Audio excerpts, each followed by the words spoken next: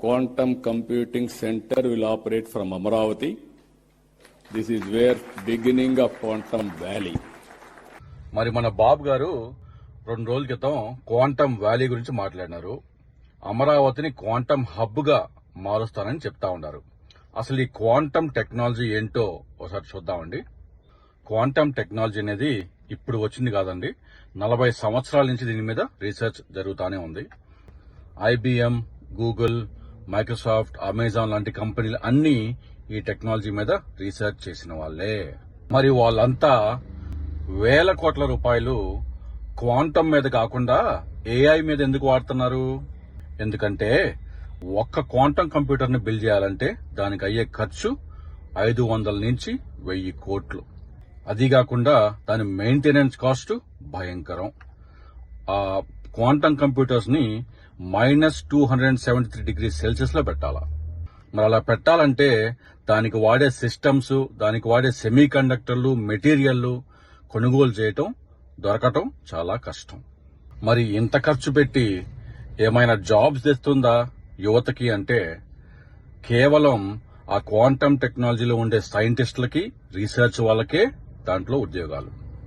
ఇంకో విషయం అండి, ఈ క్వాంటమ్ కంప్యూటర్లు అన్ని చాలా డెలికేట్. ఒక్క వైబ్రేషన్, ఒక చిన్న టెంపరేచర్ మార్పు, ఒక చిన్న ఫ్లక్చుయేషన్, కరెంట్ ఫ్లక్చుయేషన్ వస్తే ఈ కంప్యూటర్ అంతా క్రాష్ అయిపోతుంది, కూలిపోతుంది. మన ఆసియా ఖండాన్ని తీసుకున్నామండి. మీరు చూస్తే చైనా మ్యానుఫ్యాక్చరింగ్ అండ్ ఏఐలో అగ్రగామి, సౌత్ కొరియా సెమీ కండక్టర్స్ తయారీలో అగ్రగామి, తైవాన్ ఈ సెమీ కండక్టర్లు తయారీ చేసే వాళ్ళకి చిప్స్ ప్రొవైడ్ చేయడంలో, ఫ్యాబ్రికేషన్ చిప్స్ చేయడంలో అగ్రగామి.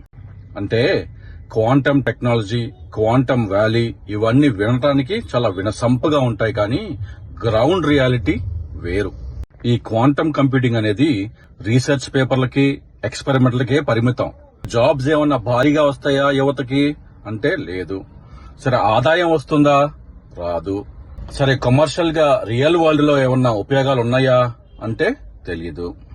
ఇదే ఇన్వెస్ట్మెంట్ ని, ఈ క్వాంటమ్ మీద పెట్టే ఇన్వెస్ట్మెంట్ ని AI మీద గాని, సెమీ కండక్టర్స్ మీద గాని పెడితే దానివల్ల యువతకు వచ్చే జాబులు చాలా ఉంటాయి.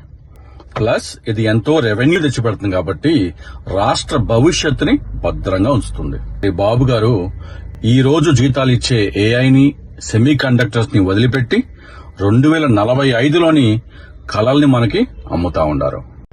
ఇది ప్రజల్లోకి తీసుకువెళ్లే బాధ్యత మీది.